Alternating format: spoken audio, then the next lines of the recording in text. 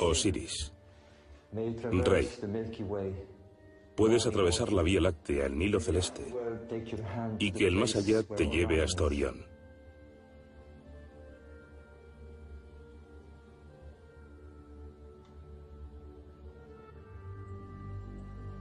En los albores de la historia fueron transportadas a través del desierto 13 millones de toneladas de rocas, las suficientes para construir una ciudad como Londres. Durante décadas se edificaron enormes monumentos que hacen palidecer a la Catedral de San Pedro o al Empire State Building.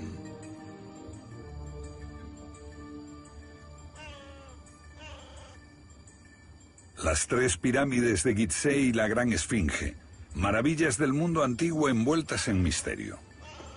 ¿Quién las construyó? ¿Con qué intención?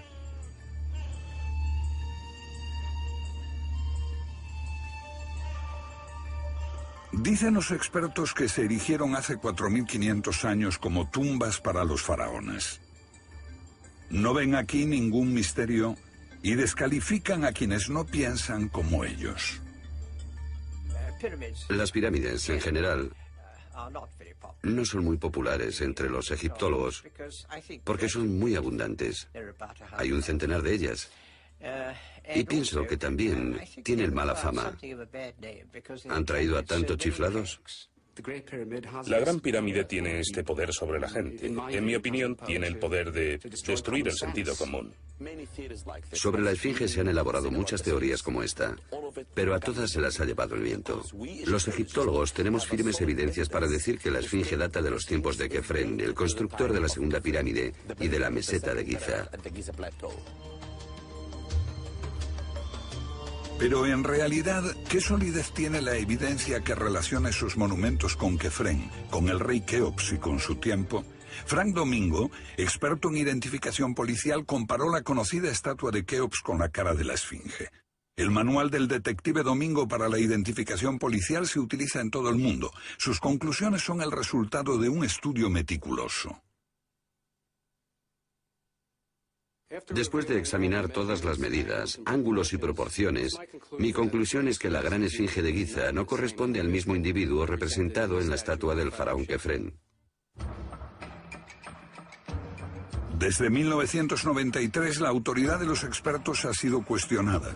Una nueva clase de investigadores, aplicando métodos de alta tecnología, desafía las opiniones aceptadas con pruebas que no pueden ser fácilmente rebatidas.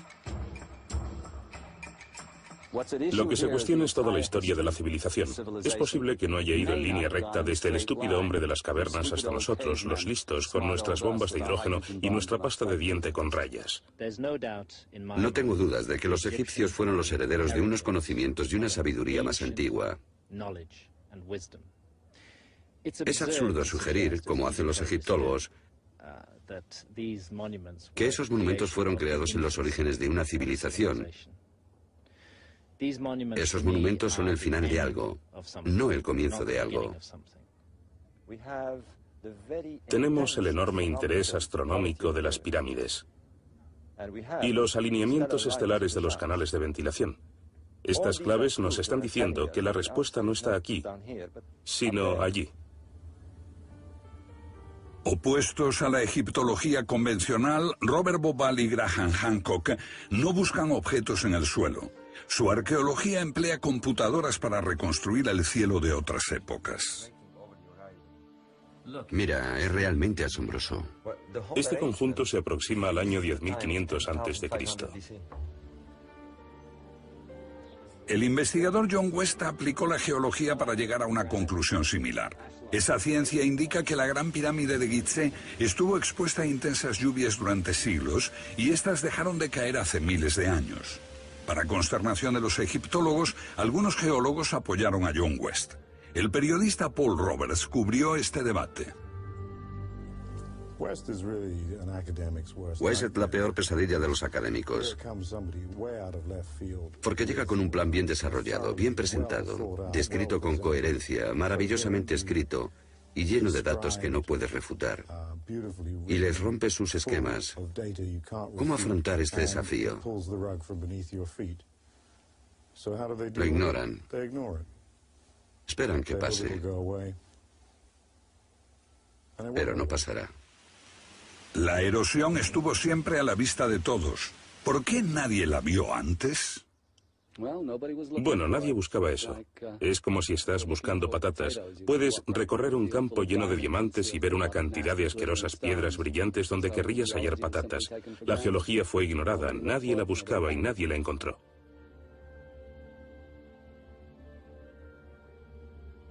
¿Podría ser la civilización más antigua de lo que creemos? Las implicaciones son sobrecogedoras. Una civilización desconocida y avanzada en la Edad de Piedra. ¿Cuándo empezó todo?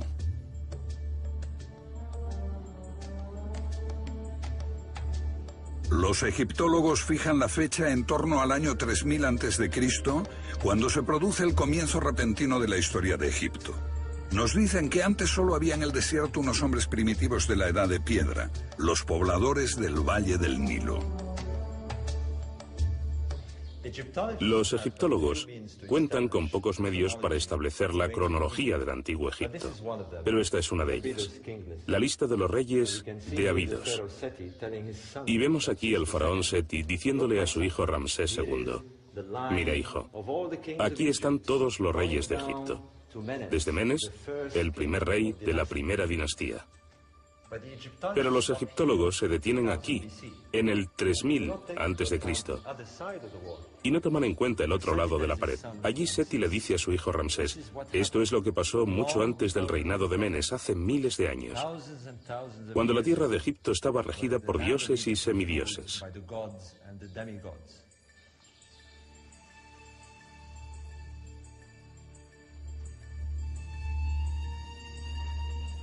Según los libros de texto, Egipto surgió de la Edad de Piedra y de repente construyeron esas estructuras enormes y perfectas.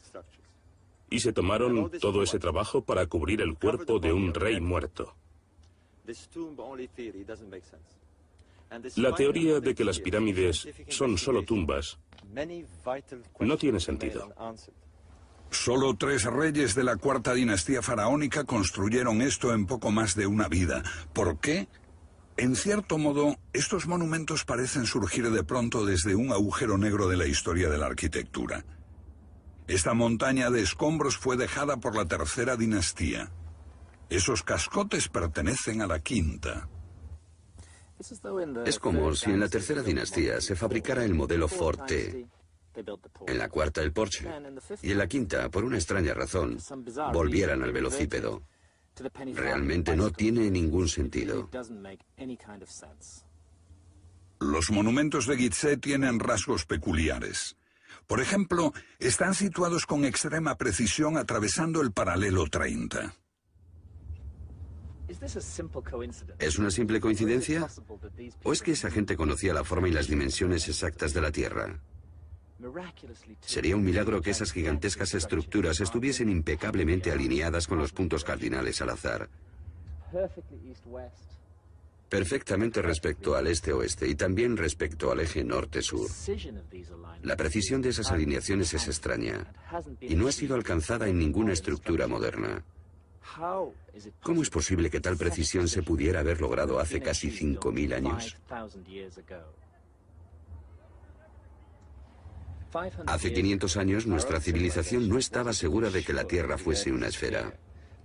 Y sus dimensiones solo se calcularon hace 300 años. Pero aquella gente ya las conocía. Porque la Gran Pirámide es un modelo matemático del hemisferio norte en una escala de 1 a 43.200. No estamos ante una figura al azar, sino ante un fenómeno que los astrónomos llaman precesión de los equinoccios, relacionado con el movimiento del eje de la Tierra. La Gran Pirámide incorpora el valor trascendental de pi, la relación del diámetro de una esfera con su circunferencia, base de las altas matemáticas. Lo que tenemos aquí es un sistema avanzado de matemáticas y tecnología. En tiempos en que se suponía que eso no existía. Para lograr incorporar esos valores, los constructores tuvieron que darle a la Gran Pirámide una inclinación de 52 grados. ¿Solo se trata de una coincidencia casual?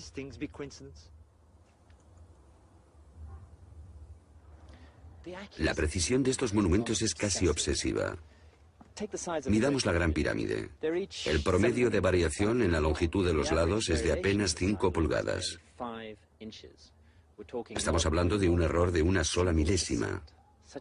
Esta increíble precisión exigiría hasta el límite las capacidades de los equipos de construcción moderna. Es difícil imaginar cómo lo consiguieron unos seres primitivos, recién salidos de la Edad de Piedra. Para mí, esta increíble hazaña de la ingeniería tiene un claro mensaje. A través del abismo, del tiempo, los egipcios nos dicen: no éramos tontos. No éramos unos papanatas bailando al son de sacerdotes supersticiosos. Vean nuestros conocimientos y precisión. Nada hicimos por casualidad. Deben tomarnos en serio. Pero según muchos egiptólogos, los constructores de pirámides apenas merecen ser tomados en serio por su precisión. Utilizaban rampas primitivas, trabajadores esclavos e incluso no podían resolver dónde enterrarían al rey muerto. Abajo se halla esta cámara subterránea. El consenso académico la considera la cámara funeraria original y creen que fue abandonada para construir esta otra, a 40 metros de altura. El cambio de planes sobre la marcha les hizo dejar de lado esta cámara porque, según los egiptólogos, ellos procedían empíricamente por ensayo y error. Veamos ahora las junturas. No cabe ni siquiera una cuchilla de afeitar. Sin duda, esto es la muestra de una muy alta tecnología y de una meticulosa planificación. No fueron gente que emplease trabajo esclavo ni que cometiera este tipo de errores. Y sin duda, no cambiaron de opinión sobre dónde situar una cámara dentro de una pirámide. Modificar el diseño interior una vez es una locura. Hacerlo 2 veces es sencillamente inconcebible.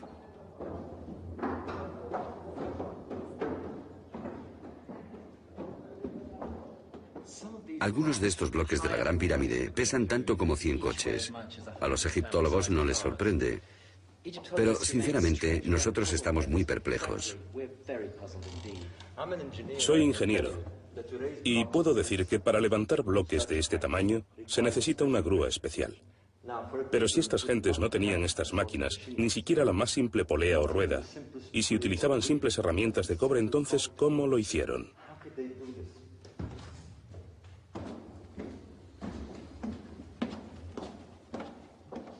Los libros de texto dicen que estas pirámides eran tumbas reales, como todas las otras, pero no se hallaron momias dentro de Gizeh ni inscripciones. Nada.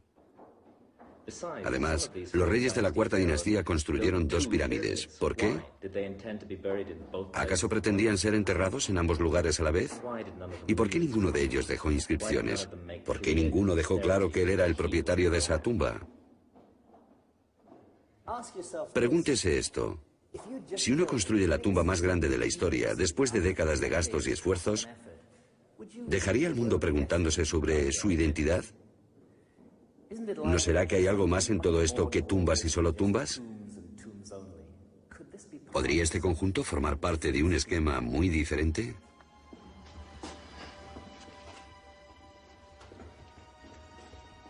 La cámara del rey. El recinto más sagrado, una sala con muchos misterios, pero todo lo que contiene es una caja de granito vacía. Chris Dunn es un americano experto en perforaciones. Es una obra increíble y un misterio. ¿Cómo lo hicieron?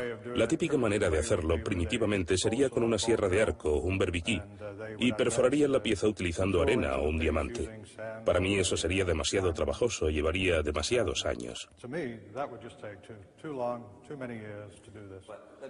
Bien, entonces, ¿cómo crees que lo hicieron? Creo que debieron utilizar una herramienta potente. Si lo hiciéramos hoy, tendríamos que perforar el granito a unas 2/10 milésimas de pulgada por revolución de taladro.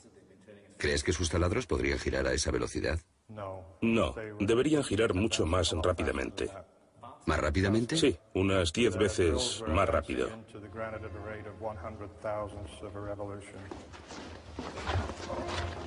Herramientas avanzadas, parece una conclusión bastante audaz.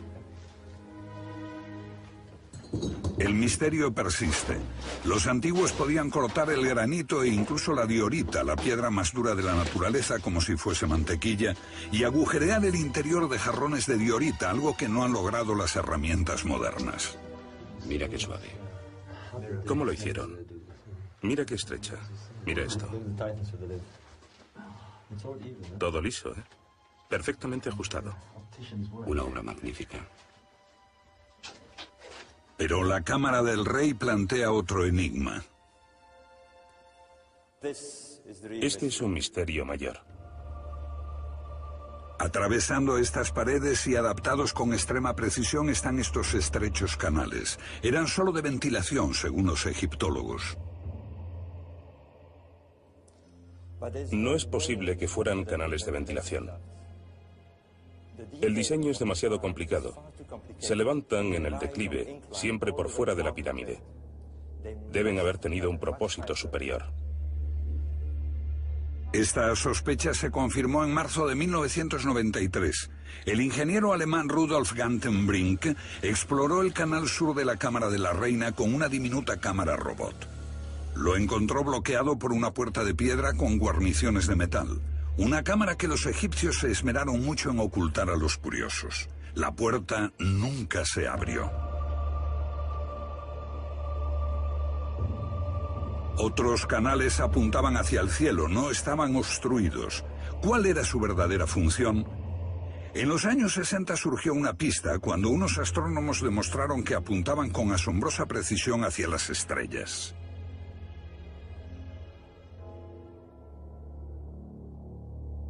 Este canal apuntaba a Alfa Draconis, la estrella polar en el tiempo de las pirámides. Otro a la Osa Menor. ¿Podría la astronomía arrojar luz sobre este enigma?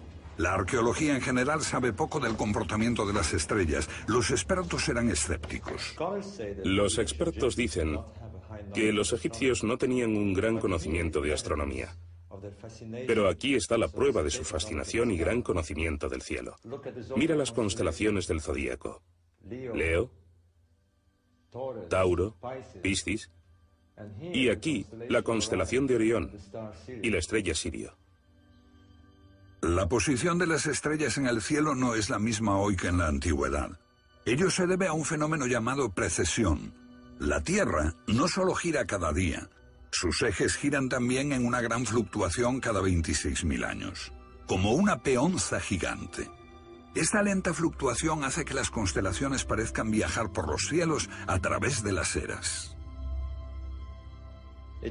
Los egiptólogos y los estudiosos de jeroglíficos ignoran la precesión, pero sin ella algunos problemas no se pueden resolver. La precesión es la clave que revela los misterios de las pirámides. La precesión cambia la altitud de las estrellas mientras giran en el cielo cada noche. Quien pudiera observar pasar los milenios por encima de su cabeza, vería salir y ponerse las constelaciones siguiendo un ciclo de 26.000 años, marcado por el vaivén de la Tierra. Esta constelación, Orión, fue un dios para los egipcios y puede explicarnos por qué hicieron los canales de la Gran Pirámide.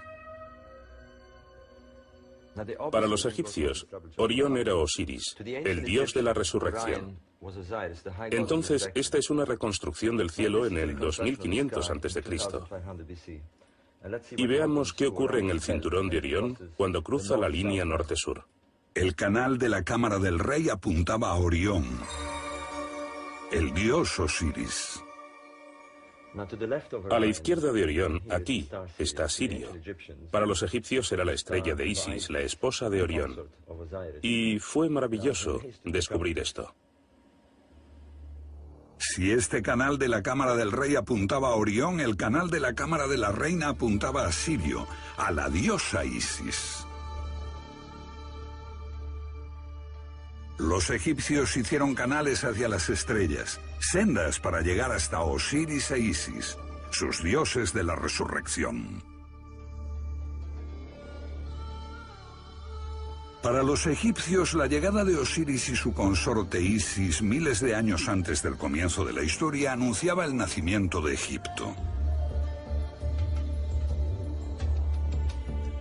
Lo llamaron Tep Sepi, el comienzo del tiempo. Cuando Isis y Osiris crearon el Nilo, la tierra y su gente, y trajeron los frutos de la agricultura, el conocimiento, la generosidad, la belleza. Set, hermano de Osiris, siente celos de su felicidad y mata a Osiris. Corta su cuerpo en 14 pedazos y lo esconde en los sitios más oscuros. La tierra se sume en la violencia y el terror.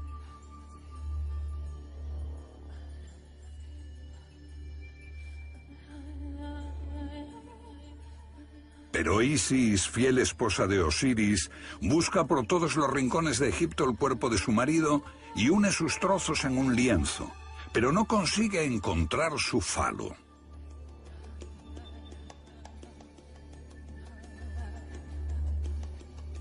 Entonces Isis coloca un falo artificial en la momia, se transforma en un ave y coge la semilla de su marido muerto. Y Osiris resucita una nueva vida en las estrellas. Ambos reinan en los cielos de la noche para la eternidad, soberanos de la Duat, el mundo de la vida tras la muerte, y dioses de la resurrección.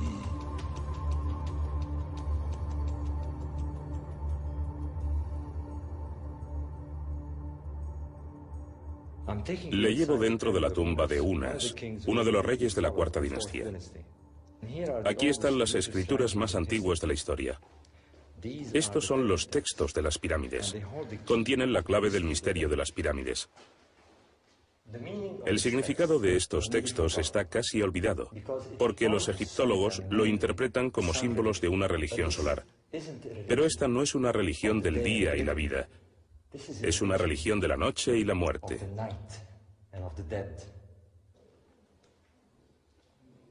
Estos signos nos dicen que el rey se convierte en estrella en el reino de Osiris, en la constelación de Orión. Uno de los textos dice, oh rey, eres compañero de Orión. Y otro texto dice, puedes atravesar el Nilo celeste, la Vía Láctea, y hasta llegar a Orión.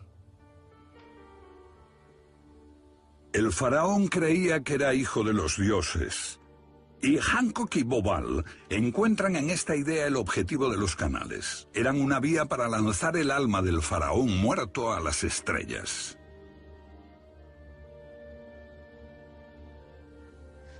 Entonces, cuando moría un faraón, su cuerpo era momificado y preparado como Osiris, y su alma estaba lista para subir al cielo.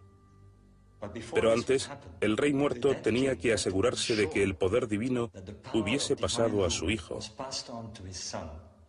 al Horus viviente.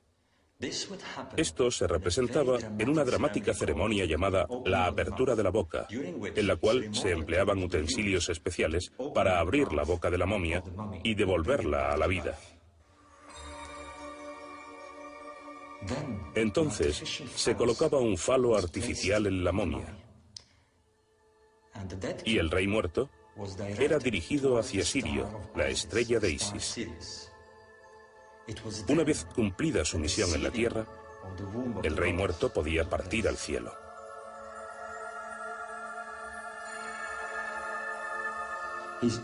En efecto, lo que tenemos aquí es una representación del mito de la resurrección de Osiris, expresada en términos estelares.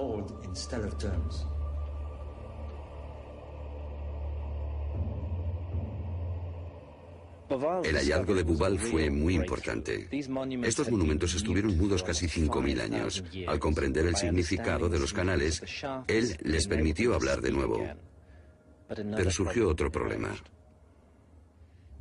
Todo esto da fe de un gran plan unificado, un plan maestro. No obstante, hay algo muy desconcertante en el plan. Tenemos 3 pirámides. 2 tienen casi el mismo tamaño y están situadas en línea diagonal. Pero la tercera es más pequeña y no se halla en la misma línea. ¿Por qué? ¿Qué intentaron expresar sus constructores? El constructor fue Menkaura, o Micerinos, hijo del faraón Keops. Pero ¿por qué, si él era tan rico y poderoso como su padre, se conformó con una pirámide más pequeña y situada a la izquierda? Este problema me había intrigado durante años.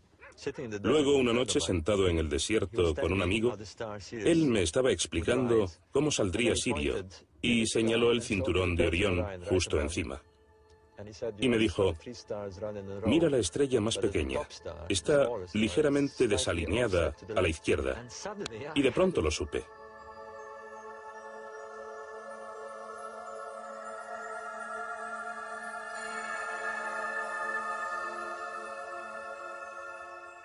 Descubrir la correlación entre las pirámides y el cinturón de Orión fue solo el comienzo.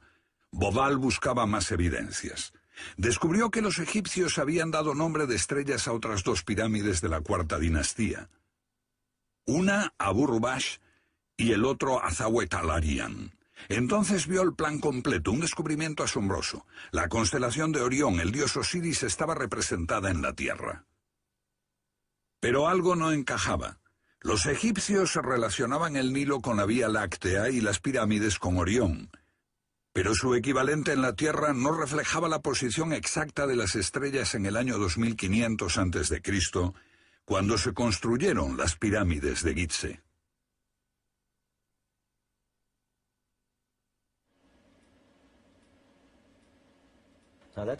Veamos ahora las tres estrellas del cinturón de Orión en relación con la Vía Láctea.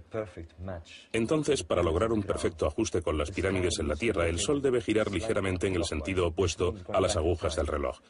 Esto significa ir atrás en el tiempo, 3000 a.C., 4000, 5000. Recrear el pasado significa también penetrar en los mitos. Este es Osiris, el primer faraón divino que reinó en la tierra de Egipto. Murió y renació, asistido por su hijo Horus. Estos son los dioses del tiempo primero, del Tep-Sepi. Pero la cuestión es, ¿cuándo tuvo lugar este Tep-Sepi o tiempo primero?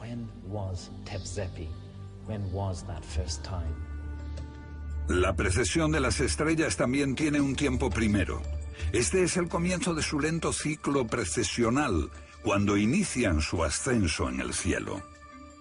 El tiempo primero de Orión tuvo lugar en el 10.500 a.C. Esta es la fecha hacia la cual se dirigía Bobal retrocediendo en el tiempo. 7000, 8, 9, 10. Y en el 10.500 a.C., en ese año logramos un perfecto ajuste. Es absolutamente asombroso. La disposición corresponde al 10.500 a.C. Las pautas en el cielo y en la tierra se unen con misteriosa precisión en ese tiempo primero de Osiris, cuando Orión comienza su ascenso en el 10.500 a.C. ¿Trataban los egipcios de señalar el tiempo primero de sus mitos? ¿Su Tep-Sepi, cuando Osiris reinaba como su primer faraón divino? ¿Tuvo lugar su génesis en el 10.500 a.C.?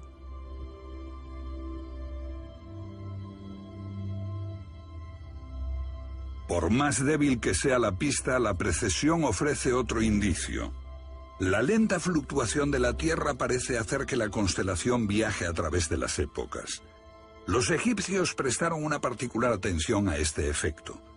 Estudiaron el punto por donde salía el sol, sobre todo cuando la noche y el día tenían igual longitud, el 21 de marzo, llamado el equinoccio, cuando empieza la primavera. Y miraban la constelación que estaba detrás del punto por donde salía el sol, y vieron que ésta cambiaba con el paso de las eras. Su gran esfinge parece hecha para observarlo. Cada 2000 años más o menos otro signo del zodíaco aparece detrás del sol definiendo otra época, otra era astrológica. Ahora estamos en Piscis, con Acuario emergiendo.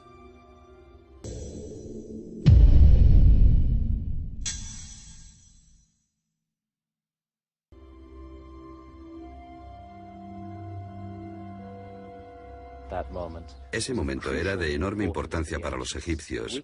Lo llamamos equinoccio primaveral. Cuando se supone que se construyó la Esfinge en el 2500 a.C., el sol salía en la constelación de Tauro. Hubiera sido totalmente absurdo para un faraón haber construido un marcador equinoccial con forma de león en esa época.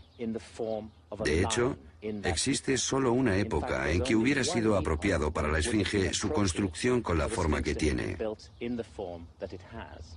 La era de Leo, que empezó en el milenio 11 a.C.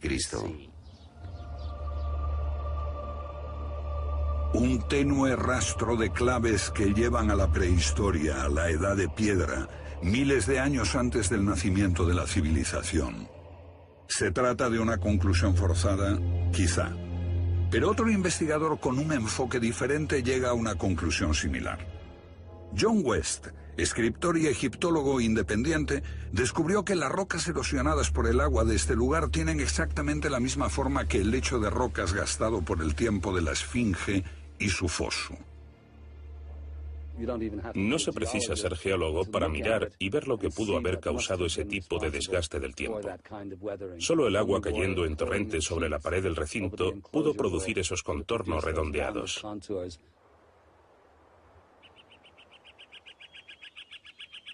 ¿Agua en el desierto del Sáhara? No ha habido lluvias significativas aquí durante 9 o 10.000 años. La edad de piedra es difícil de determinar, pero a un geólogo la erosión le cuenta la historia de una roca. Son la muestra de años de exposición al viento y la arena. La única excepción está aquí en la esfinge y en los lados del foso desde el cual fue excavada. Las rocas parecen desgastadas por muchos siglos de fuertes lluvias. Dejan un perfil redondo, ondulado. El hallazgo de John West es explosivo, porque ¿cuándo hubo una lluvia así en Egipto? Seguramente no fue en tiempos de los faraones. Pero si se piensa en el agua de Egipto, ¿no podrían haber causado el mismo efecto las inundaciones del Nilo?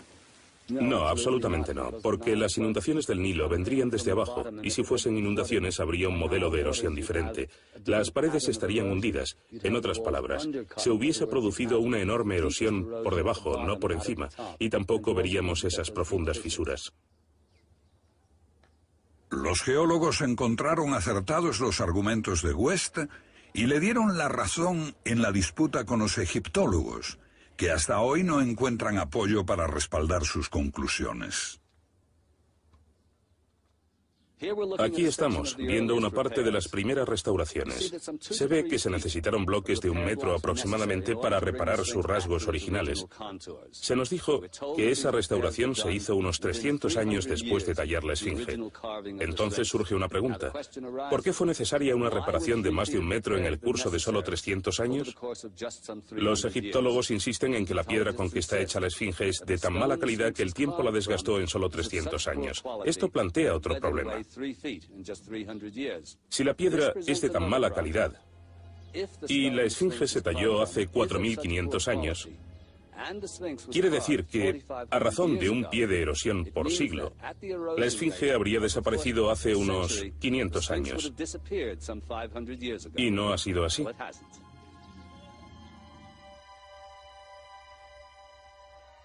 La esfinge se erosionó por las fuertes lluvias mucho tiempo antes de los faraones y las pirámides. ¿Cuándo cayeron esas lluvias en Egipto? Aunque hubo otros periodos de lluvia, solo destaca una época. Y curiosamente, el periodo enlaza con el mismo tiempo que Bobal y Hancock han propuesto con su arqueología astronómica, ese remoto tiempo primero al que se refieren los antiguos mitos.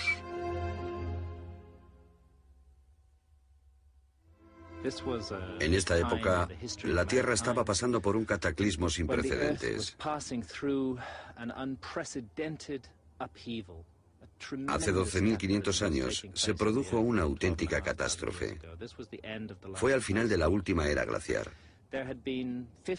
Había habido 50.000 o 60.000 años de condiciones relativamente estables, con millones de kilómetros cuadrados de hielo cubriendo el hemisferio norte. Y de pronto, por motivos que ningún científico comprende aún bien, este hielo se derrite en un lapso de solo 2.000 a 3.000 años. El mundo de la edad de hielo, con una capa de más de 1 kilómetro de grosor cubriendo el norte de Europa y América. El final trajo el cataclismo. ¿Podría tratarse del diluvio que menciona la Biblia? Egipto sufrió profundos cambios al final de la era glaciar, sobre todo en el 10.500 a.C., cuando unas inundaciones excepcionales cubrieron el terreno de aluvión. Esto arrasó el valle del Nilo y el delta en general.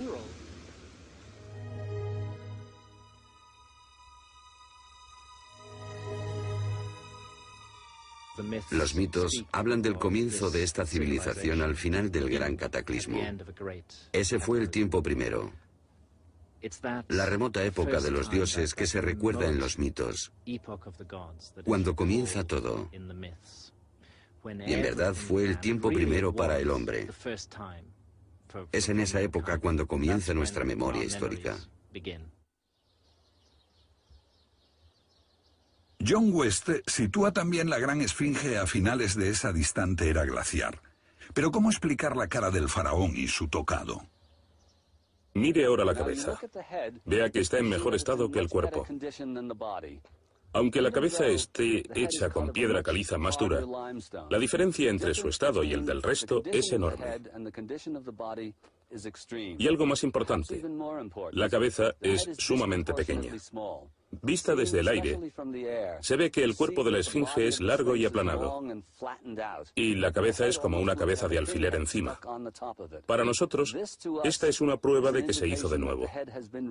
O sea, no es la original.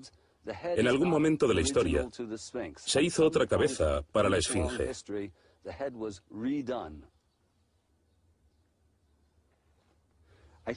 Creo que la historia de la esfinge es más o menos así.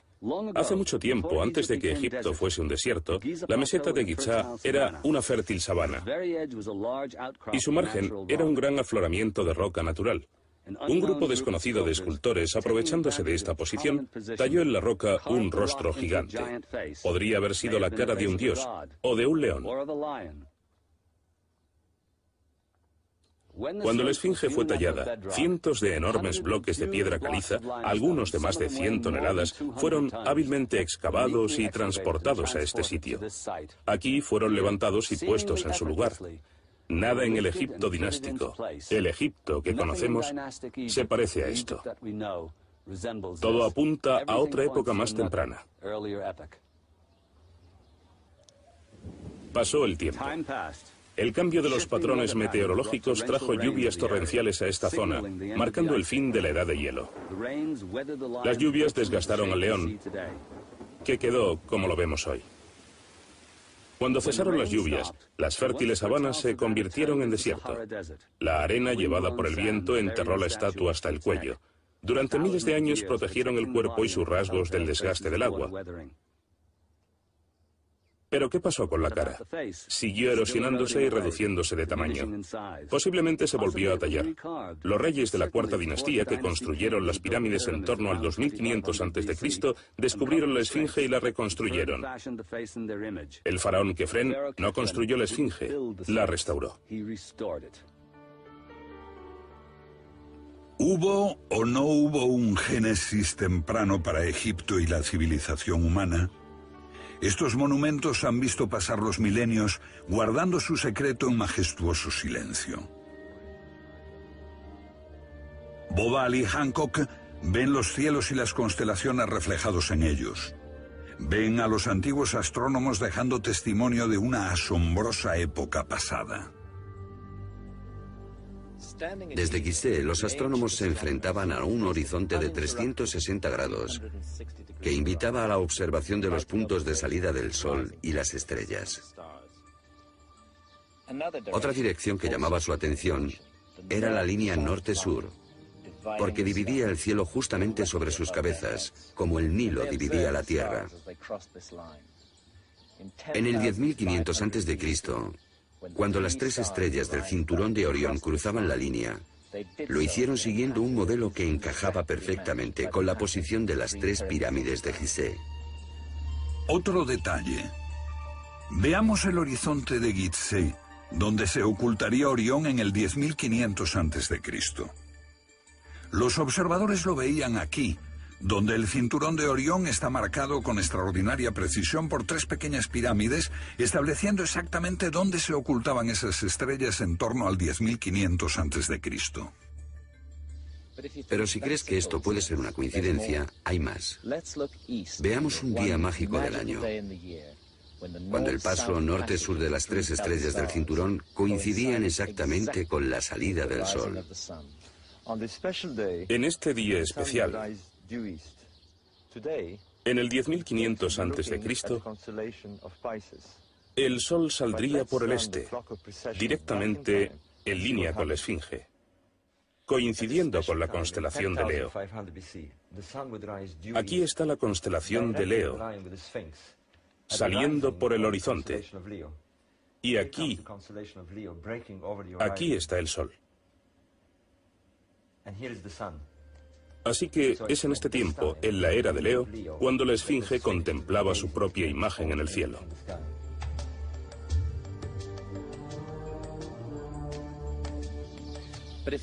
Pero si esto no es suficiente, aún hay más. ¿Por qué está desplazada la Esfinge hacia la derecha del eje principal este-oeste de esta pirámide? ¿Y por qué está esa calzada inclinada hacia el sur? Los constructores no hicieron nada al azar. Entonces, ¿cuál es el significado de este curioso desplazamiento? La calzada tiene 14 grados de desplazamiento y la Esfinge está ligeramente a la izquierda. ¿Por qué? La computadora tiene la respuesta. Nos muestra que es el lugar donde saldría el Sol, exactamente en la dirección de la calzada. 14 grados a la derecha, en perfecta alineación con la calzada. Entonces, veamos lo que tenemos aquí. A la izquierda está la constelación de Leo, y como vemos está semienterrada bajo el horizonte, con la cabeza y los hombros sobresaliendo. Es lo que ellos veían al mirar al este, el Sol que sale a lo largo de la dirección del camino, y a la izquierda, la Esfinge, semienterrada en la arena. Igual que la constelación de Leo cuando ascendía, con la cabeza y los hombros sobresaliendo por la línea del horizonte.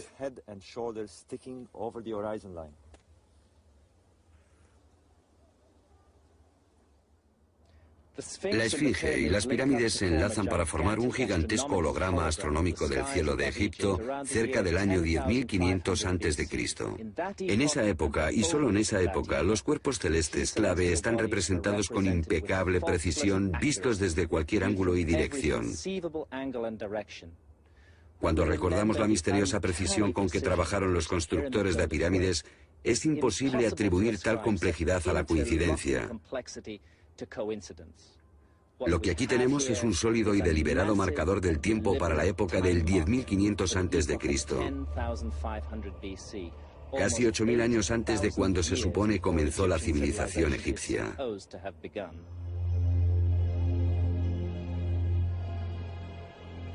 Para los egipcios, esto era Rostau, la entrada al más allá, donde reina Osiris entre los muertos.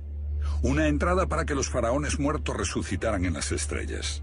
Entonces, como hoy, el cielo era una inmensa necrópolis y un sitio de inefable misterio y santidad.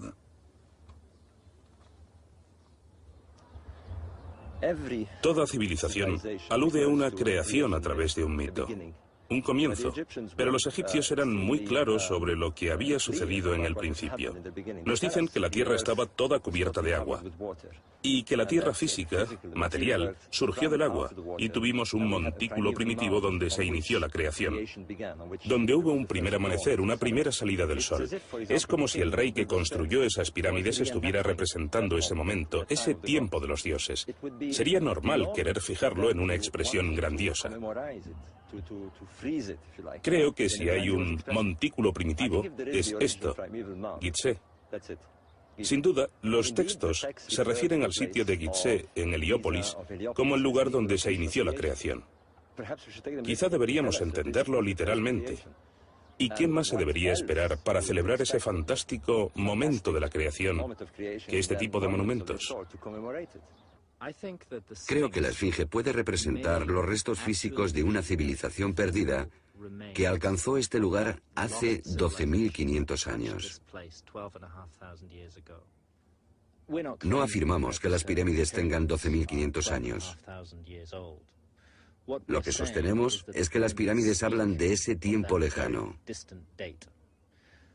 No dudo de que los egipcios fueron los herederos de una cultura más antigua.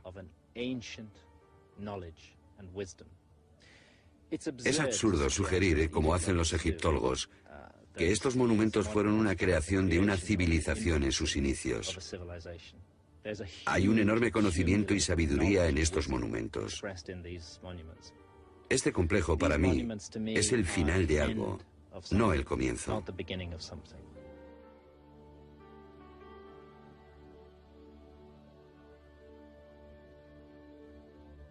Se han construido muchos monumentos desde los tiempos de las pirámides de Gizeh. ¿Persiste aún la memoria distante de una grandeza más antigua? ¿O la teoría podría ser errónea? Esta gente habitaba un mundo que apenas podemos imaginar. ¿Qué conocimiento heredaron de la profundidad de la prehistoria? Si aceptáramos esa opinión alternativa, pensemos a dónde nos conduce. Tenemos una civilización antediluviana, pero luego no tienes nada. No tienes nada. ¿Por cuánto tiempo? ¿1000, 2000 años? Y entonces comienza de nuevo. ¿Dónde está la conexión? ¿Dónde están las otras evidencias de esta cultura? Muéstreme un trozo de cerámica, una herramienta, una inscripción, cualquier trozo de escultura o cualquier sitio arqueológico que provenga de este periodo. Es como hablar de Magallanes después de dar la vuelta al mundo y seguir afirmando que el mundo es plano, porque ¿dónde están los otros que dieron la vuelta al mundo? Lo que está en cuestión aquí es la historia completa de la civilización. Puede que no haya ido en línea recta desde el estúpido hombre de las cavernas hasta nosotros, los listos, con nuestra bomba de hidrógeno y nuestra pasta de dientes a rayas. West, Bobal y Hancock creen que una cultura desconocida más temprana puede haber dejado su huella en los corredores subterráneos de la Gran Pirámide, o en este valle y templos funerarios a los pies de la Gran Esfinge. Oficialmente están fechadas en los tiempos de los faraones, pero solo existe una tenue evidencia circunstancial. Su austeridad desnuda e impresionante desconcierta a los arqueólogos. Son muy diferentes a las construcciones posteriores que conocemos de Egipto.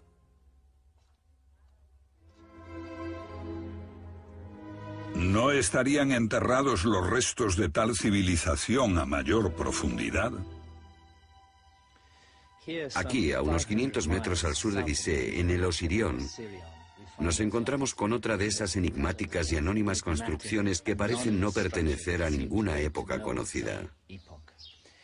50 pies o más por debajo del suelo de los templos faraónicos del entorno.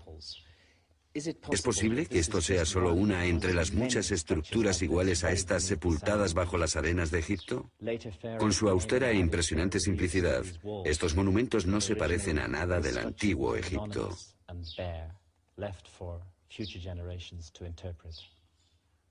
A la gente le gusta imaginarse cosas. Conoces al señor West y a Bobal y al señor X y Z. Toda esa gente viene por un día o dos a la meseta y elabora una teoría y la publica. La teoría extravagante tiene que ser fantástica, porque si haces una teoría fantástica harás dinero y serás famoso. Y eso es lo que hicieron realmente West y Bobal. El dinero no es la cuestión. Vengo haciendo esto desde hace 20 años sin ganar un céntimo. Llegamos al fondo de la cuestión. El objetivo es descubrir la verdad, y se necesitan varias disciplinas. Por ejemplo, geología y astronomía. No creo que la egiptología se sienta capaz de asumir la tarea. Llega a un sitio como este con una visión unidimensional, con una perspectiva estrecha.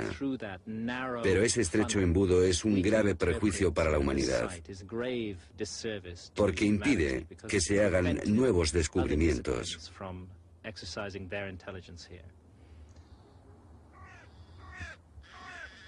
Los egipcios creían que hubo un tiempo primero, un Génesis, cuando gobernaban los dioses. El mayor complejo sagrado de la Tierra permanece como un monumento a esa creencia. La Gran Esfinge es un legado dejado por una civilización desconocida. ¿Se construyeron las pirámides al azar, como creen los expertos? o mediante un plan prefijado que se inició antes del comienzo de la historia y se transmitió a los faraones para completarlo.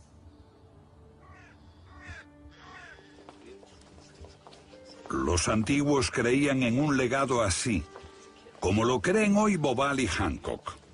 Hay, por ejemplo, una pista para aclarar el misterio aquí en las tumbas del Museo de Berlín. Es como un mapa del tesoro, incluso con una X, pero sin las señales suficientes para descubrir dónde están enterradas las monedas de oro. Este antiguo papiro cuenta cómo Keops, el constructor de la Gran Pirámide, buscaba en Heliópolis una misteriosa caja negra que contenía el número de las cámaras secretas del santuario de Thoth. ¿Qué era este cofre de Thoth? ¿Algún recipiente de la antigua sabiduría que Keops necesitaba para construir su pirámide? Thoth, el escriba de los dioses y guardián de su sabiduría. ¿Un cofre perdido con conocimientos de un pasado aún más remoto? ¿Podría ese cofre estar oculto tras esta puerta secreta de la Gran Pirámide? Considerando el esmero con que lo ocultó, Keops debe de haberlo considerado de suma importancia. ¿O está el secreto oculto aquí, donde John West exploró con un sismógrafo? Nuestro sismógrafo reveló que justo aquí donde estoy, entre las patas de la Esfinge, hay una gran cámara subterránea de unos 12 metros por 15 de forma rectangular, 5 metros por debajo de la superficie del lecho de piedra. Como detectives autodidactas, estos hombres encuentran huellas que desafían los dogmas. Pero los expertos y las autoridades hacen un frente común de silencio. Cualquier investigación en las cámaras secretas o sobre alguna simbólica arca perdida es ignorada. Los antiguos griegos escribieron cómo sus sacerdotes les revelaron que hubo una civilización anterior a la suya. La llamaban Atlántida. En 1945 el vidente estadounidense Edward Cavís predijo en un trance hipnótico que en torno al año 2000 se iban a encontrar los archivos de una civilización mucho más antigua que la egipcia que estaban bajo las patas de la gran esfinge de Gizeh. Sueños, fantasía, tal vez, pero un sismógrafo no miente.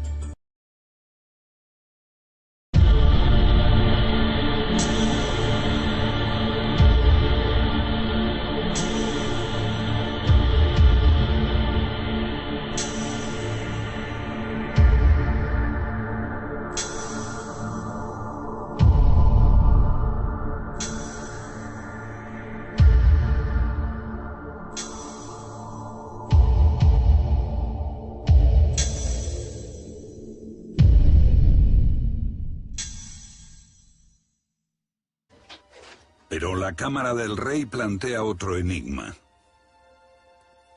Este es un misterio mayor.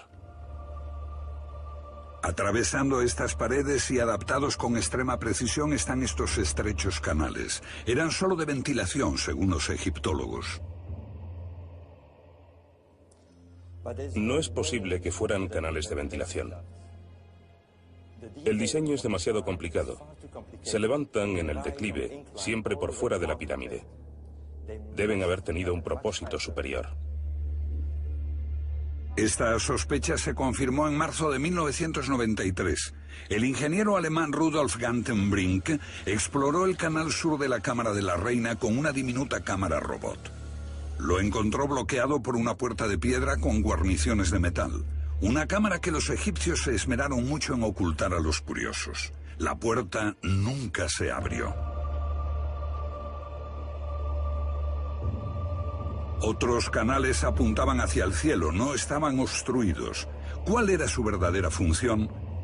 En los años 60 surgió una pista cuando unos astrónomos demostraron que apuntaban con asombrosa precisión hacia las estrellas.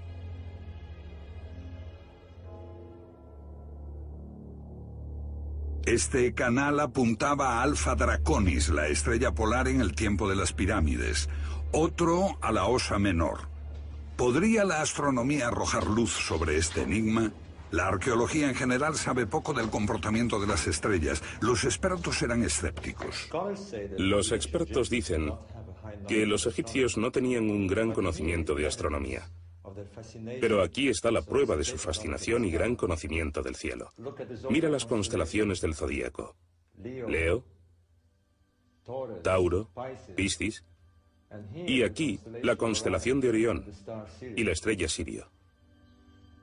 La posición de las estrellas en el cielo no es la misma hoy que en la antigüedad. Ello se debe a un fenómeno llamado precesión. La Tierra no solo gira cada día, sus ejes giran también en una gran fluctuación cada 26.000 años, como una peonza gigante. Esta lenta fluctuación hace que las constelaciones parezcan viajar por los cielos a través de las eras. Los egiptólogos y los estudiosos de jeroglíficos ignoran la precesión, pero sin ella algunos problemas no se pueden resolver. La precesión es la clave que revela los misterios de las pirámides. La precesión cambia la altitud de las estrellas mientras giran en el cielo cada noche. Quien pudiera observar pasar los milenios por encima de su cabeza, vería salir y ponerse las constelaciones siguiendo un ciclo de nombre de estrellas a otras dos pirámides de la cuarta dinastía. Una a Abu-Rubash y el otro a Zahuetalarian. Entonces vio el plan completo, un descubrimiento asombroso. La constelación de Orión, el dios Osiris, estaba representada en la Tierra. Pero algo no encajaba. Los egipcios relacionaban el Nilo con la Vía Láctea y las pirámides con Orión. Pero su equivalente en la Tierra no reflejaba la posición exacta de las estrellas en el año 2500 a.C., cuando se construyeron las pirámides de Gizeh.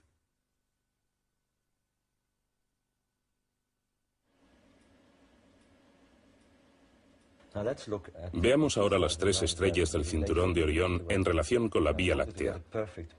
Entonces, para lograr un perfecto ajuste con las pirámides en la Tierra, el Sol debe girar ligeramente en el sentido opuesto a las agujas del reloj.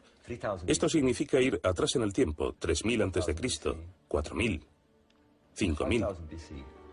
Recrear el pasado significa también penetrar en los mitos.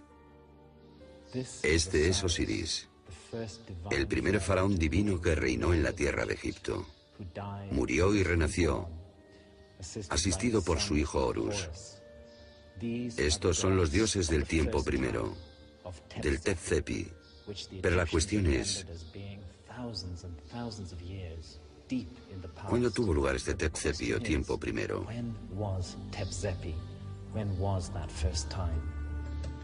La precesión de las estrellas también tiene un tiempo primero.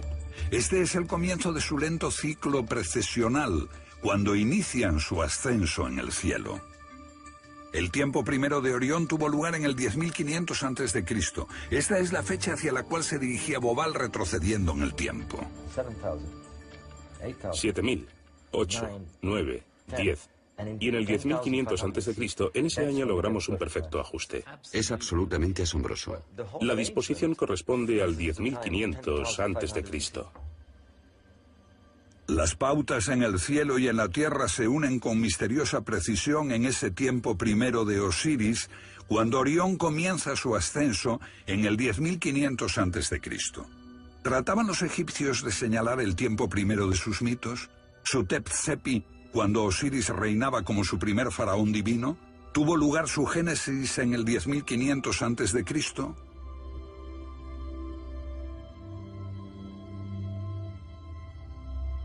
Por más débil que sea la pista, la precesión ofrece otro indicio.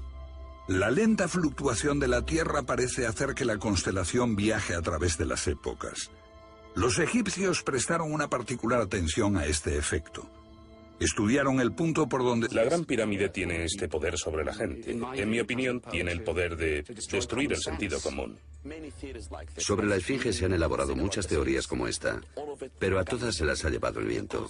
Los egiptólogos tenemos firmes evidencias para decir que la Esfinge data de los tiempos de Kefren, el constructor de la segunda pirámide, y de la meseta de Giza.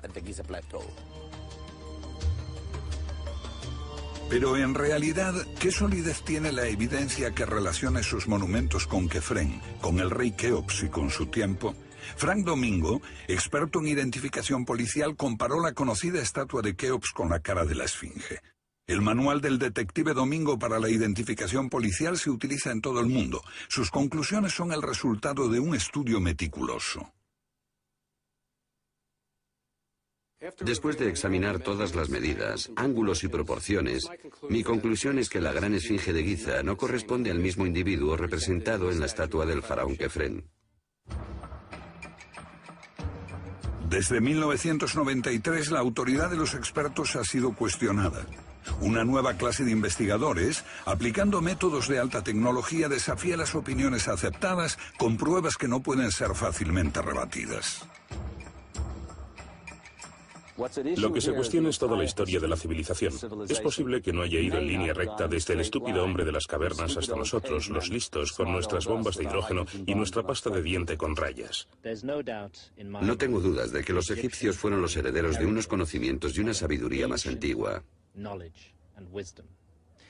Es absurdo sugerir, como hacen los egiptólogos, que esos monumentos fueron creados en los orígenes de una civilización. Esos monumentos son el final de algo, no el comienzo de algo. Tenemos el enorme interés astronómico de las pirámides y los alineamientos estelares de los canales de ventilación. Estas claves nos están diciendo que la respuesta no está aquí, sino allí. Opuestos a la egiptología convencional, Robert Bauval y Graham Hancock no buscan objetos en el suelo. Su arqueología emplea computadoras para reconstruir el cielo de otras épocas.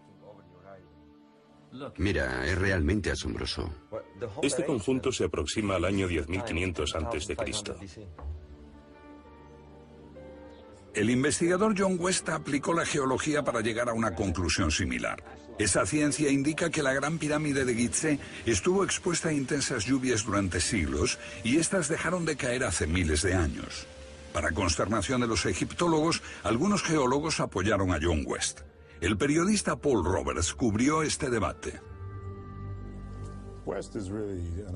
Para lograr incorporar esos valores, los constructores tuvieron que darle a la Gran Pirámide una inclinación de 52 grados. ¿Solo se trata de una coincidencia casual?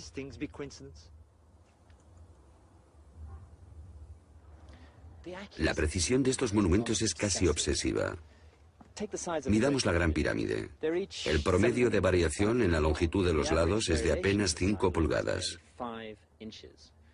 Estamos hablando de un error de una sola milésima. Esta increíble precisión exigiría hasta el límite las capacidades de los equipos de construcción moderna. Es difícil imaginar cómo lo consiguieron unos seres primitivos, recién salidos de la Edad de Piedra. Para mí, esta increíble hazaña de la ingeniería tiene un claro mensaje. A través del abismo, del tiempo, los egipcios nos dicen: no éramos tontos. No éramos unos papanatas bailando al son de sacerdotes supersticiosos. Vean nuestros conocimientos y precisión. Nada hicimos por casualidad. Deben tomarnos en serio. Pero según muchos egiptólogos, los constructores de pirámides apenas merecen ser tomados en serio por su precisión.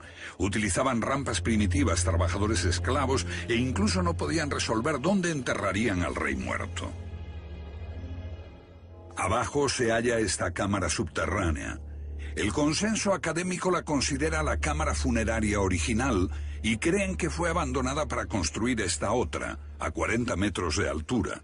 El cambio de planes sobre la marcha les hizo dejar de lado esta cámara porque, según los egiptólogos, ellos procedían empíricamente por ensayo y error. Veamos ahora las junturas. No cabe ni siquiera una cuchilla de afeitar. Sin duda, esto es la muestra de una muy alta tecnología y de una meticulosa planificación. No fueron gente que emplease trabajo esclavo ni que cometiera este tipo de errores. Y sin duda, no cambiaron de opinión sobre dónde situar una cámara dentro de una pirámide. Modificar el diseño interior una vez es una locura. Hacerlo 2 veces es sencillamente inconcebible.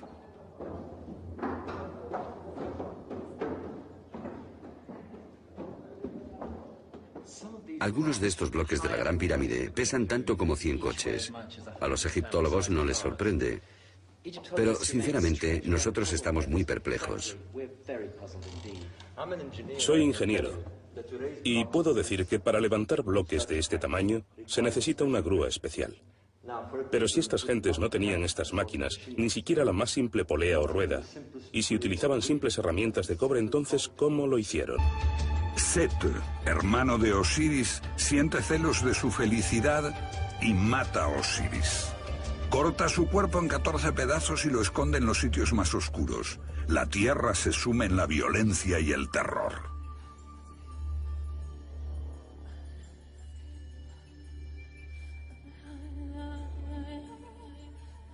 Pero Isis, fiel esposa de Osiris, busca por todos los rincones de Egipto el cuerpo de su marido y une sus trozos en un lienzo, pero no consigue encontrar su falo.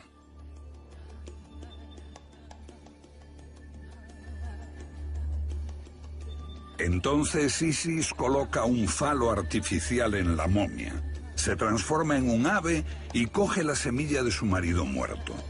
Y Osiris resucita una nueva vida en las estrellas. Ambos reinan en los cielos de la noche para la eternidad, soberanos de la Duat, el mundo de la vida tras la muerte, y dioses de la resurrección.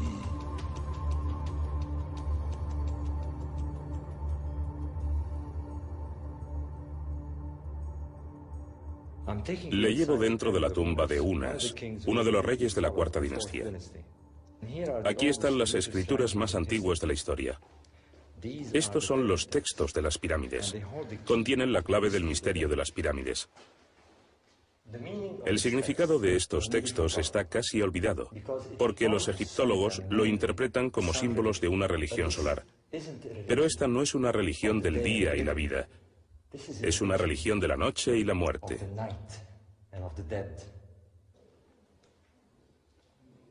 Estos signos nos dicen que el rey se convierte en estrella en el reino de Osiris, en la constelación de Orión.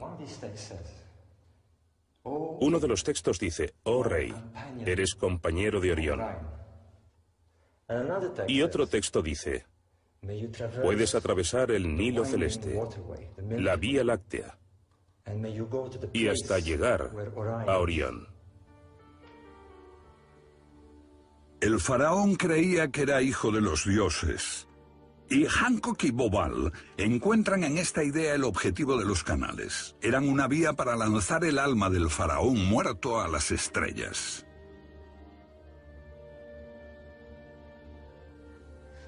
Entonces, cuando moría un faraón, su cuerpo era momificado y preparado como Osiris, y su alma estaba lista para subir al cielo. Pero antes, el rey muerto tenía que asegurarse de que el poder divino hubiese pasado a su hijo, al Horus viviente. Esto se representaba en una dramática ceremonia llamada... La esfinge se erosionó por las fuertes lluvias mucho tiempo antes de los faraones y las pirámides. ¿Cuándo cayeron esas lluvias en Egipto? Aunque hubo otros periodos de lluvia, solo destaca una época. Y curiosamente, el periodo enlaza con el mismo tiempo que Bobal y Hancock han propuesto con su arqueología astronómica, ese remoto tiempo primero al que se refieren los antiguos mitos.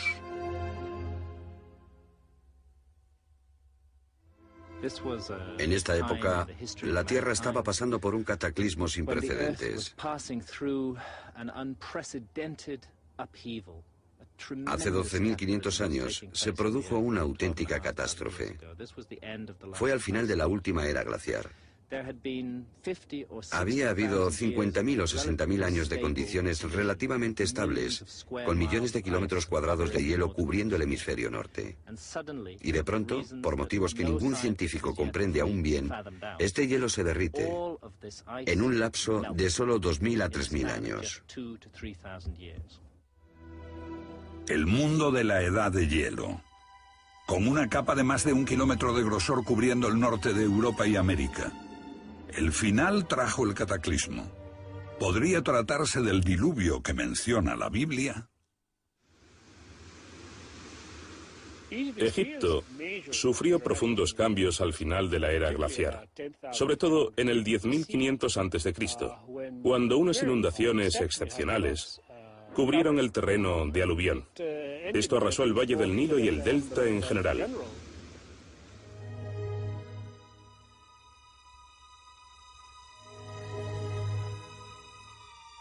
Los mitos hablan del comienzo de esta civilización al final del gran cataclismo. Ese fue el tiempo primero. La remota época de los dioses que se recuerda en los mitos, cuando comienza todo. Y en verdad fue el tiempo primero para el hombre. Es en esa época cuando comienza nuestra memoria histórica. John West sitúa también la gran esfinge a finales de esa distante era glaciar. Pero ¿cómo explicar la cara del faraón y su tocado? Mire ahora la cabeza. Vea que está en mejor estado que el cuerpo. Aunque la cabeza esté hecha con piedra caliza más dura, la diferencia entre su estado y el del resto es enorme. Y algo más importante, la cabeza es sumamente pequeña. Vista desde el aire, se ve que el cuerpo de la esfinge es largo y aplanado, y la cabeza es como una cabeza de alfiler encima.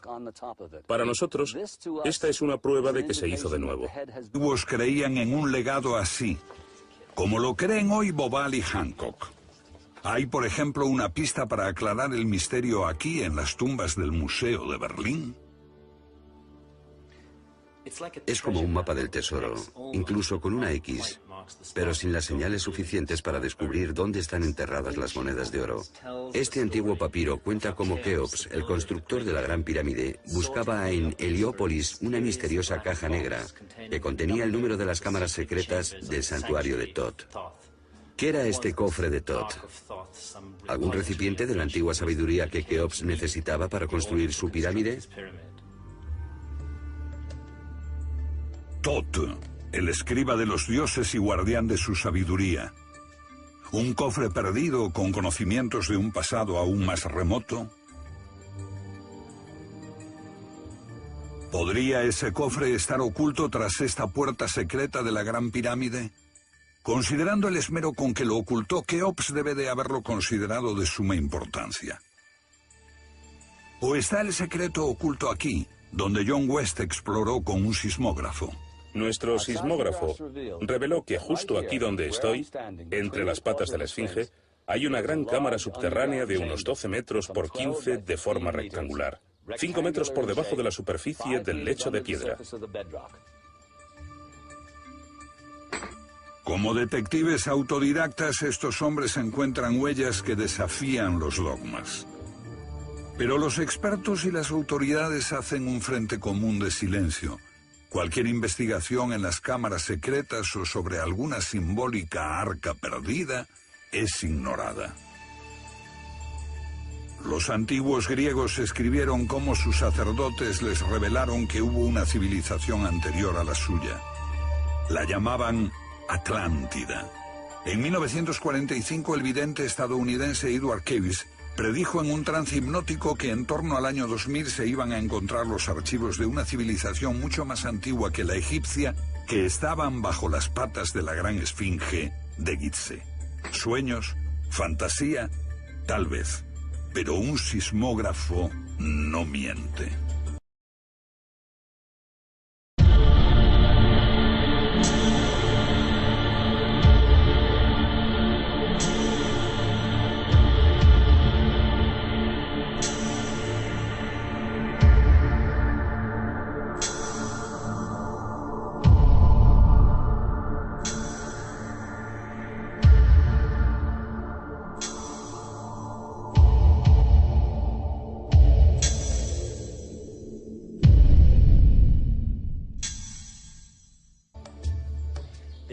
Los egiptólogos cuentan con pocos medios para establecer la cronología del antiguo Egipto, pero esta es una de ellas, la lista de los reyes de Abidos.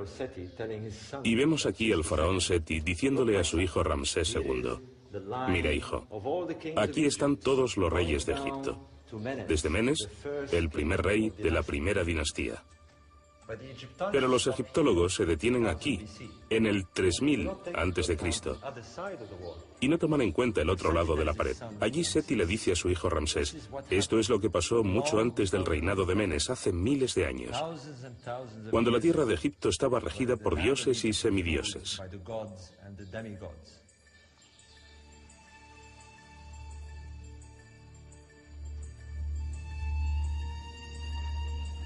Según los libros de texto, Egipto surgió de la Edad de Piedra, y de repente construyeron esas estructuras enormes y perfectas, y se tomaron todo ese trabajo para cubrir el cuerpo de un rey muerto. La teoría de que las pirámides son solo tumbas no tiene sentido. Solo 3 reyes de la cuarta dinastía faraónica construyeron esto en poco más de una vida. ¿Por qué? En cierto modo, estos monumentos parecen surgir de pronto desde un agujero negro de la historia de la arquitectura.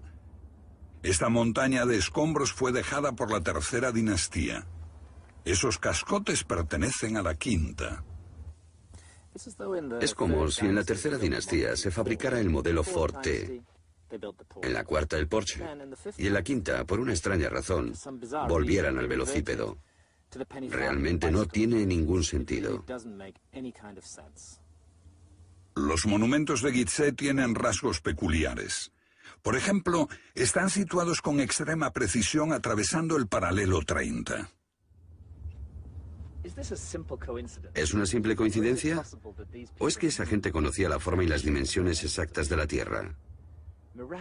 Sería un milagro que esas gigantescas estructuras estuviesen impecablemente alineadas con los puntos cardinales al azar. Perfectamente respecto al este-oeste y también respecto al eje norte-sur.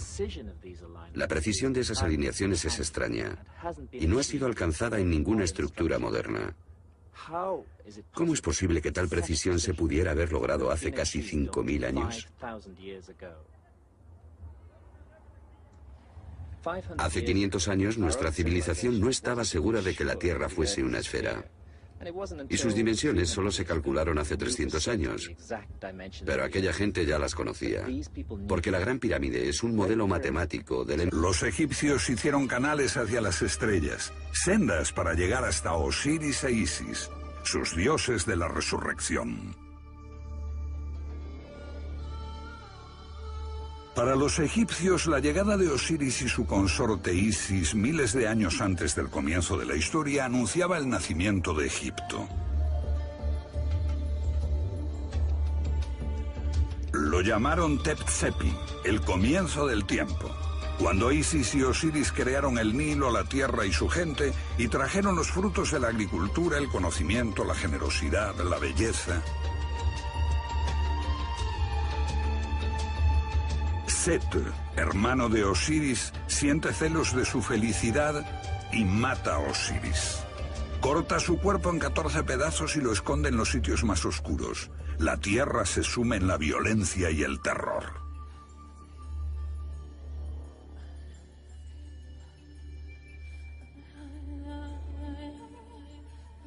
Pero Isis, fiel esposa de Osiris, busca por todos los rincones de Egipto el cuerpo de su marido y une sus trozos en un lienzo, pero no consigue encontrar su falo.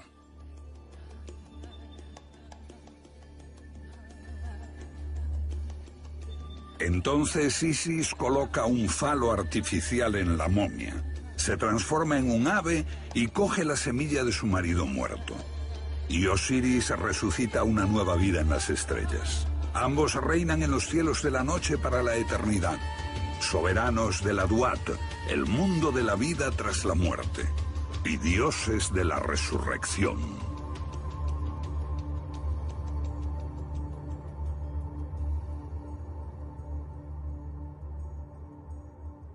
Le llevo dentro de la tumba de Unas, uno de los reyes de la cuarta dinastía.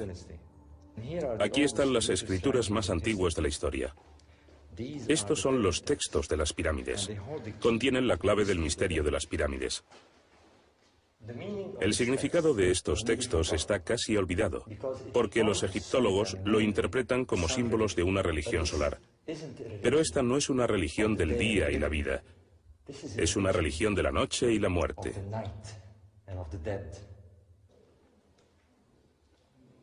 Estos signos nos dicen que el rey se convierte en estrella en el reino de Osiris, en la constelación de Orión. Uno de los textos dice: oh rey, eres compañero de Orión. Y otro texto dice: puedes atravesar el Nilo celeste, la Vía Láctea, y hasta llegar a Orión. Tenemos el enorme interés astronómico de las pirámides y los alineamientos estelares de los canales de ventilación. Estas claves nos están diciendo que la respuesta no está aquí, sino allí. Opuestos a la egiptología convencional, Robert Bauval y Graham Hancock no buscan objetos en el suelo. Su arqueología emplea computadoras para reconstruir el cielo de otras épocas. Mira, es realmente asombroso. Este conjunto se aproxima al año 10.500 a.C. El investigador John West aplicó la geología para llegar a una conclusión similar. Esa ciencia indica que la Gran Pirámide de Gizeh estuvo expuesta a intensas lluvias durante siglos y estas dejaron de caer hace miles de años. Para consternación de los egiptólogos, algunos geólogos apoyaron a John West. El periodista Paul Roberts cubrió este debate. West es la peor pesadilla de los académicos, porque llega con un plan bien desarrollado, bien presentado, descrito con coherencia, maravillosamente escrito y lleno de datos que no puedes refutar, y les rompe sus esquemas. ¿Cómo afrontar este desafío?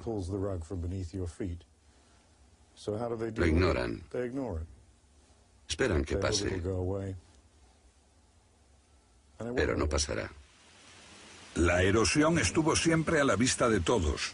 ¿Por qué nadie la vio antes? Bueno, nadie buscaba eso. Es como si estás buscando patatas. Puedes recorrer un campo lleno de diamantes y ver una cantidad de asquerosas piedras brillantes donde querrías hallar patatas. La geología fue ignorada, nadie la buscaba y nadie la encontró.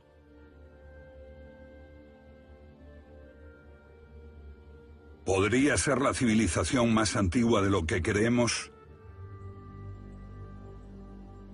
Las implicaciones son sobrecogedoras. Una civilización desconocida y avanzada en la Edad de Piedra. ¿Cuándo empezó todo?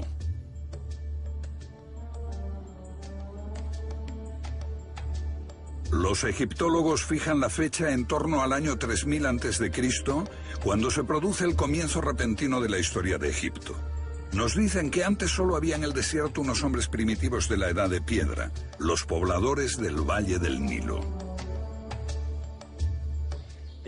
Los egiptólogos cuentan con pocos medios para establecer la cronología del antiguo Egipto, pero esta es una de ellas, la lista de los reyes de Abidos.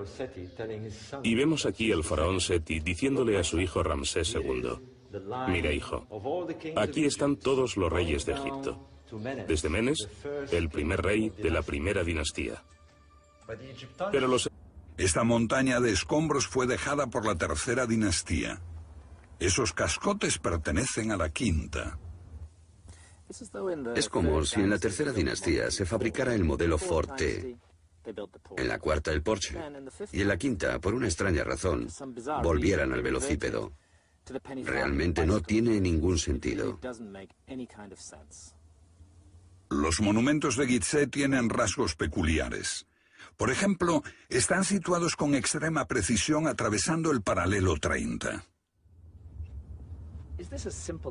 ¿Es una simple coincidencia? ¿O es que esa gente conocía la forma y las dimensiones exactas de la Tierra? Sería un milagro que esas gigantescas estructuras estuviesen impecablemente alineadas con los puntos cardinales al azar. Perfectamente respecto al este-oeste y también respecto al eje norte-sur. La precisión de esas alineaciones es extraña y no ha sido alcanzada en ninguna estructura moderna. ¿Cómo es posible que tal precisión se pudiera haber logrado hace casi 5000 años? Hace 500 años nuestra civilización no estaba segura de que la Tierra fuese una esfera. Y sus dimensiones solo se calcularon hace 300 años. Pero aquella gente ya las conocía, porque la Gran Pirámide es un modelo matemático del hemisferio norte en una escala de 1 a 43.200. No estamos ante una figura al azar, sino ante un fenómeno que los astrónomos llaman precesión de los equinoccios, relacionado con el movimiento del eje de la Tierra. La Gran Pirámide incorpora el valor trascendental de pi, la relación del diámetro de una esfera con su circunferencia, base de las altas matemáticas. Lo que tenemos aquí es un sistema avanzado de matemáticas y tecnología. En tiempos en que se suponía que eso no existía. Para lograr incorporar esos valores, los constructores tuvieron que darle a la Gran Pirámide una inclinación de 52 grados. ¿Solo se trata de una coincidencia casual?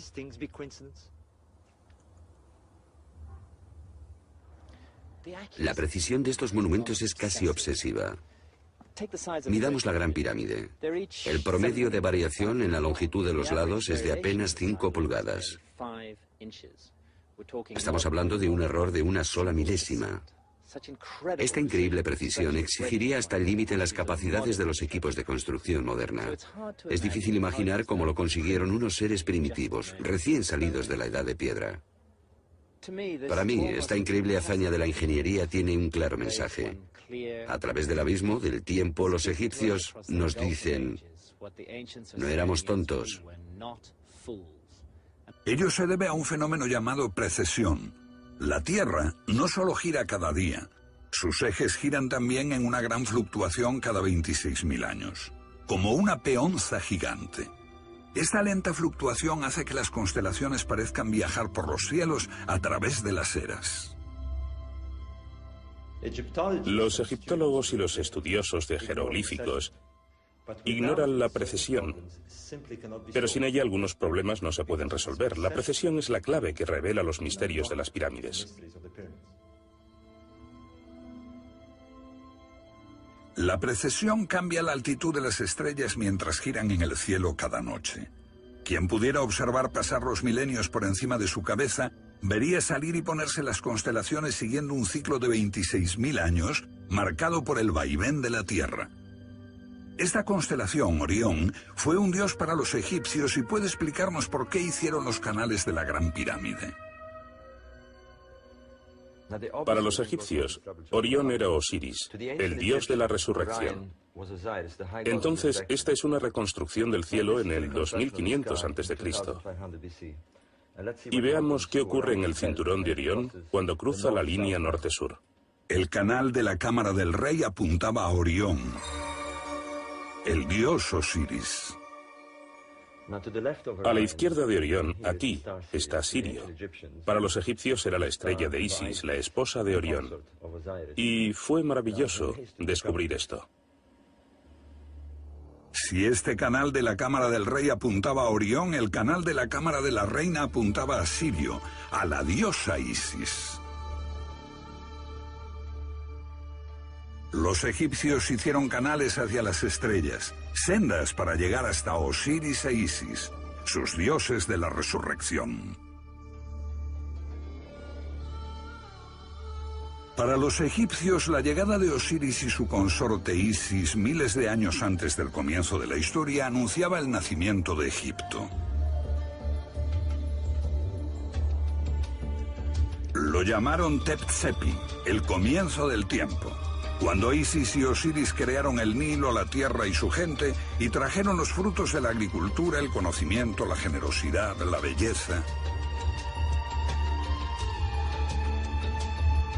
Set, hermano de Osiris, siente celos de su felicidad y mata a Osiris. Corta su cuerpo en 14 pedazos y lo esconde en los sitios más oscuros. La tierra se sume en la violencia y el terror.